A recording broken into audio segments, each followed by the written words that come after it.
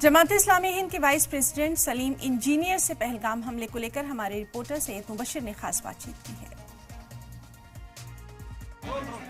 पहलगाम में जिस तरीके से आतंकी हमला हुआ उसके बाद से सरकार ने कई कदम उठाए। आप लोगों का इस चीज़ पे क्या कहना है, पूरे इस इंसिडेंट को लेकर?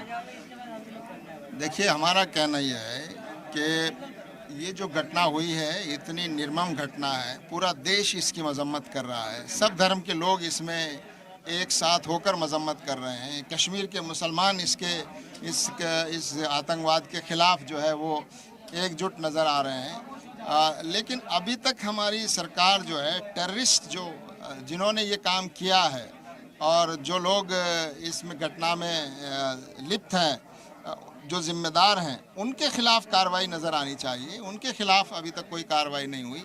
इतना बड़ा हमारा तंत्र है, इतनी बड़ी हमारी सिक्योरिटी है। 300 किलोमीटर चलकर जो है टेररिस्ट सीमा पार करके यहाँ तक आ जाते हैं और आकर आपस आराम से घटना करके और वापस भी चले जाते हैं और उनके खिलाफ कोई चीज़ नहीं है।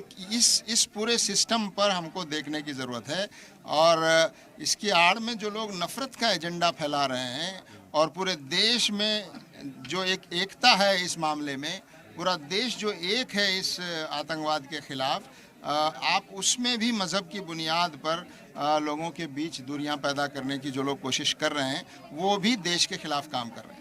इस घटना के बाद लगातार मुल्क के अलग अलग हिस्सों में हमने देखा कि चाहे वो उत्तराखंड हो, नैनीताल का जिस तरीके का हाल है, वहाँ पर मामला कुछ और था, फिर उसको हिंदू मुस्लिम बनाने की कोशिश की गई। मज़हब के नाम पर तो देश के अंदर भी कई सारी चीज़ें हो रही जिस तरीके से, उस पर आप लोग हो गए?